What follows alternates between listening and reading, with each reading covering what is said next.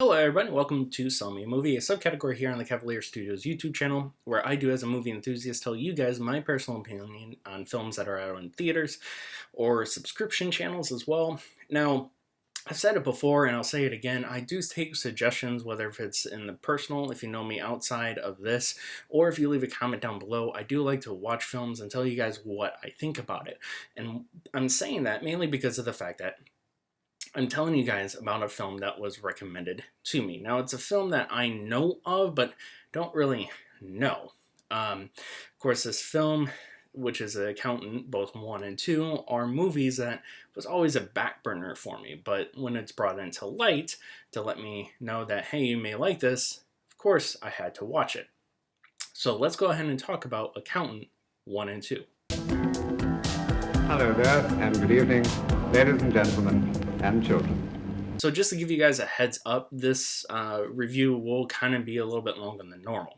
Now, the first Accountant was a film that came out in 2016, and I personally don't believe it got a large amount of advertisement, or at least wasn't really talked about that much. Now, jump start to basically 9 years later, and now we have a sequel. Again, I don't think it had a large following, but still got a sequel to a film that was budgeted roughly around $44 million in 2016, and honestly, it's grossed $155 million worldwide.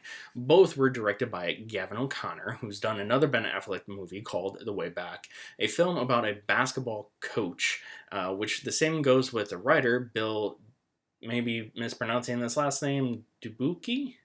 Again, let's just call him Bill, which has written both The Accountant and The Accountant 2.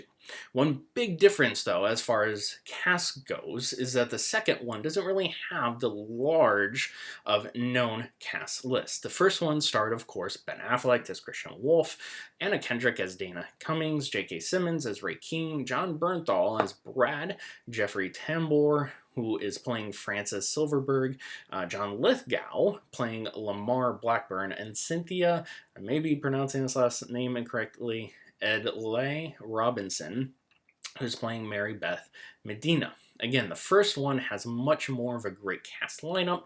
That is until the second one, where we only have, honestly, the 4 major faces. We'll get Ben, John, Cynthia, and J.K. Simmons, though he's literally on there in the film for about 10 minutes because he dies in the beginning, setting the tone, which I'll explain a little bit later. I will say, though, this film series is honestly a hidden gem. I don't know why it hasn't gained more popularity, to be honest. We're introduced to Ben's character, Chris, in the first Accountant film, and through flashbacks, we truly get to learn and grow with the character, and in a very well timely manner. We see his childhood growing up with having Asperger's syndrome, which affects his family of 4 greatly, as we see his mom just honestly abandon his whole family. Chris's brother then resents his mother leaving, and his father, now being a single parent, has to learn how to raise him on his own, all while working for the military. I personally can't say how it is living with someone who has Asperger's syndrome, but what I can say is that this film truly makes you feel for Chris between getting bullied and essentially punishing himself when he can't complete a task. However, I will say he has such a brilliant mind when it comes to mathematics.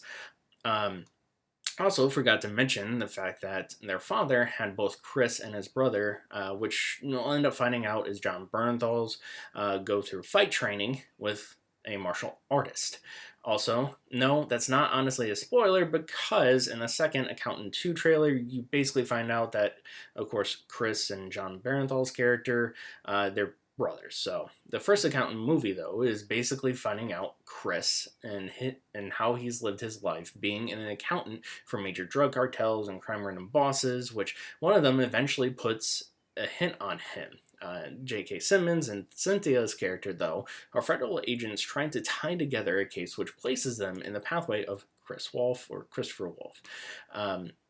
There is more I can honestly compact, but Since I'm talking about two films, I won't go into much detail, and honestly, I don't want to provide any spoilers if you haven't seen the film. What I will say is that The Accountant seems like it has a lot going on, but it grounds itself in a very tight way where it doesn't leave you with a negative experience, as it does with a fulfilling movie experience overall. The action sequences are great, and when it comes to Chris utilizing his brain, Ben Affleck's delivery with the lines, mannerisms, and playing of the character keeps you drawn in. Anna Kendrick does play a semi-large role in the first film, but again, the character was important as it shows us how a glimpse of what Chris wants in life, which is being in love and settling at some point. But like I said, again, she's only in this film. The Accountant 2, on the other hand, doesn't have her in there, but I will point out is the fact that where most sequels fail, this film perfectly delivers another grounded storyline where the questions from the first film is answered, but at the same time it does open up more questions in the second film to hopefully get answered in the third. I won't go too much into detail on what happens, but ultimately we're introduced to Chris's character and what makes Chris Chris. The sequel, though, explores a relationship between the two brothers. What was once a hard, grown-apart brotherhood is now basically healing while we're watching it. The scars and trauma John's character, Brad, brings up and the things that drove him to what he's been doing during their separation. While Brad is trying to find Chris is basically trying to keep his distance away from his brother. So again, the sequel is truly about brotherhood and the healing of what was once a damaged relationship.